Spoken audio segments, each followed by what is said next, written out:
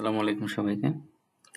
আজকে আমরা দেখব কিভাবে উইন্ডোজ সার্ভারে এসএসএল সার্টিফিকেট ইনস্টল করতে হয়।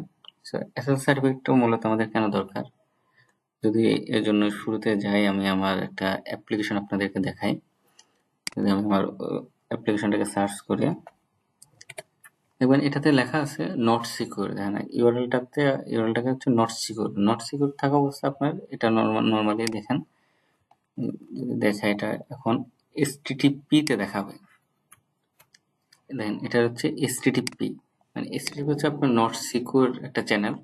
সো আপনার এই নট সিকিউর থাকা অবস্থা আপনি যে কোনো ওয়েবসাইটটাতে আপনার অ্যাপ্লিকেশন বা সফটওয়্যারটাতে যে কোনো ম্যালওয়্যার খুব ইজিলি অ্যাটাক করতে পারেন। এমনকি আপনার বর্তমান যে অ্যান্ড্রয়েড অ্যাপগুলো ইউজ করি, দেখবেন আপনার অ্যান্ড্রয়েড অ্যাপগুলো থেকে যখন আমি কোনো এরকম ওয়েবসাইটে ঢুকতে যাই, সে বাই ডিফল্ট HTTP-তে চলে যায়, HTTPS-এ চলে যায়।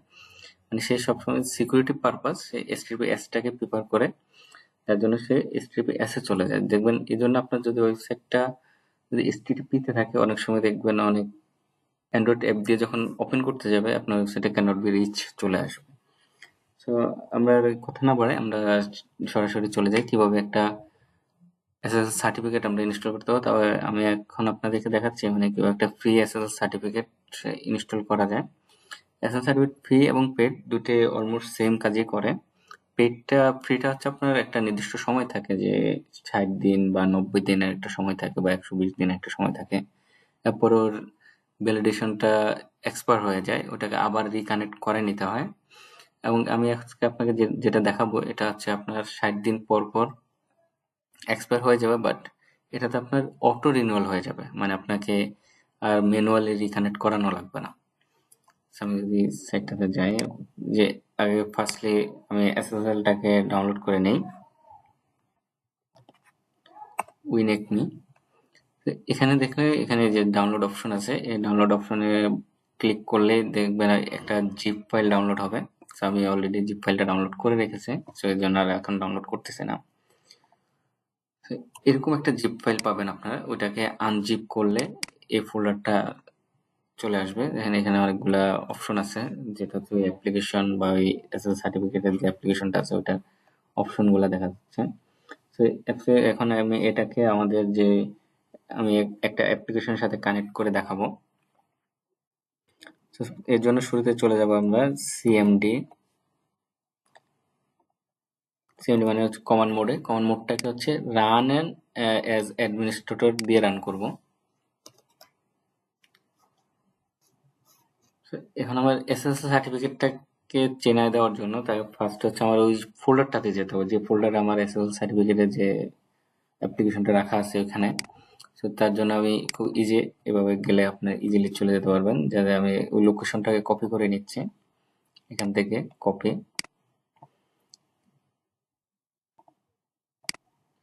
এখানে লিখবো হচ্ছে ফার্স্ট সিডি, একটা স্পেস দিয়ে আমি ওই এটাকে পেস্ট করে দেব, দিয়ে এন্টার দেব। মানে এখন হচ্ছে সে আপনার ওই ফোল্ডারের সাথে কানেক্ট হয়ে গেছে। তবে এখন হচ্ছে ওই অ্যাপ্লিকেশনটাকে ফার্স্টে রান করতে হবে। অ্যাপ্লিকেশনটা রান করার জন্য এখানে দেখেন এই exe ফাইল যেটা আছে, exe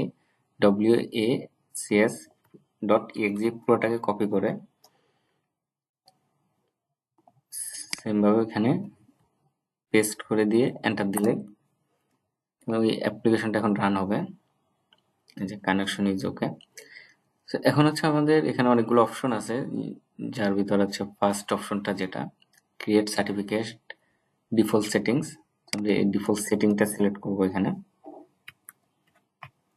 এন্টার। এখানে আপনার দেখাবে কতগুলো, যদি আপনার একাধিক ওয়েবসাইট বা একাধিক অ্যাপ্লিকেশন আপনার ডোমেনের সাথে কানেক্টেড থাকে, এখানে শুধুমাত্র আপনার ডোমেনের সাথে যে অ্যাপ্লিকেশনগুলো কানেক্ট ওগুলাই দেখাবে। সো আপনার যদি ডোমেন হোক বা সাবডোমেন হোক, যেগুলো হচ্ছে আপনার ডোমেন বা সাবডোমেন দিয়ে কানেক্ট করে রেখেছেন ওগুলাই এখানে দেখাবে। সো আমার এখানে দুইটা দেখাচ্ছে। সো আমি প্রথমটাতে না, আমি দ্বিতীয়টা দেখাবো আর কি আপনাদেরকে। আচ্ছা, আমি যে এখানে যে পাশে দেখেন একটা নাম্বার আছে, সো ওই নাম্বার অনুযায়ী 3 নাম্বারটা দেখা যাচ্ছে। তো আমি 3 নাম্বারটার সাথে এখন আমি এসএসএল সার্টিফিকেটটা কানেক্ট করতে যাচ্ছি। আমি 3 নাম্বারটা দিয়ে এন্টার দেব।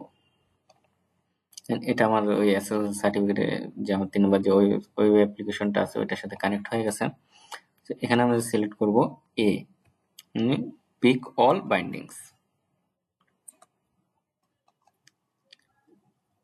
ইয়েস, এখানে চাচ্ছে continue with this section selection. So এখানে আমি ওয়াই দেব।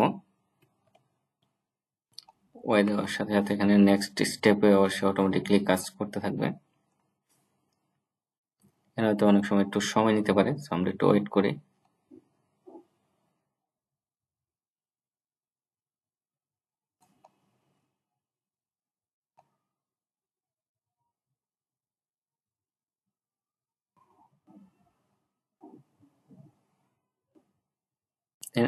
অলরেডি এখানে দেখেন সিকিউর জেনারেশন ইউজিং আইএস। তো সেখানে আপনার অলরেডি আমার যে অ্যাপ্লিকেশনটা আছে বা ওয়েবসাইটটা আছে ওটার সাথে কানেক্ট হয়ে গেছে। অনেক সময় আপনাদের কাছে আরো দুটো অপশন চাইতে পারে, যেটা হচ্ছে তার টার্মস এন্ড কন্ডিশনের। ওই তখন টার্মস এন্ড কন্ডিশন রিড করার একটা অপশন চাইতে পারে, আর তখন ওইটাকে নো করে দিবেন। এন্ড সেকেন্ড অপশনটা হচ্ছে কনফার্মের জন্য আরেকটা অপশন চাইতে পারে, ওটাকে ইয়েস করে দিলে আপনাদের এরকম একটা মেসেজ চলে আসবে। সো এটা হচ্ছে আপনার ফাইনালি নেক্সট রিনিউয়াল আমার জানুয়ারি 2026 সালে জানুয়ারি মাসের 21 তারিখ।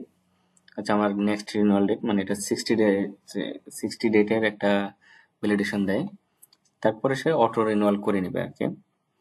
সো এটা হচ্ছে এখন আমার যে সাইটটা আছে, আমরা আইএস এ যাই।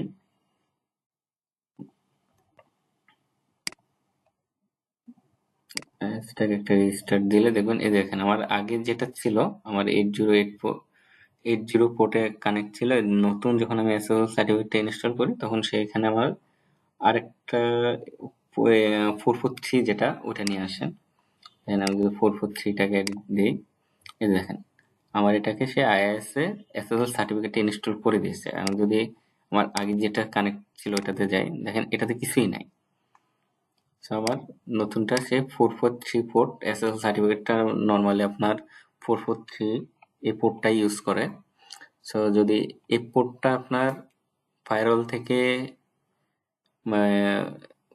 অ্যাপ্রুভাল দেওয়া না থাকে বা হচ্ছে বাইন্ডিং করা না থাকে, তখন আপনার হয়তো এই সাইটটা 443 পোর্টে বা HTTPS পোর্টে কানেক্ট পাবে না।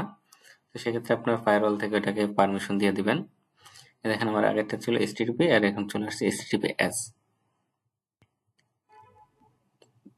আমি যদি এখন এটাতে যাই, আমার ওই অ্যাপ্লিকেশনটাকে ওপেন করি, দেখেন আমার এখানে কিন্তু নট সিকিউর কানেকশনটা চলে গেছে। এখন আমার এটা ফুলি সিকিউর একটা কানেকশন হয়ে গেছে, মানে আমার এসএসএল সার্টিফিকেটটা ইনস্টল হয়ে গেছে। আমার এটা HTTPS এ চলে আসছে। এখন এটা যদি আমি আপনাদেরকে দেখাই, দেখেন দেখেন আমার এখন কিন্তু HTTPS হয়ে গেছে। এতক্ষণ আমার ছিল HTTP, আমি এসএসএল সার্টিফিকেট ইনস্টল করার পর আমার এটা HTTPS চলে আসছে। সো এভাবে আপনারা চাইলে আপনাদের আরো অনেক অ্যাপ্লিকেশন গুলা এসএসএল সার্টিফিকেটের সাথে কানেক্ট করতে পারেন। যদি আপনি চাইলে একাধিক করতে পারেন, সেম প্রসেসটাই রিপিট করলে হবে।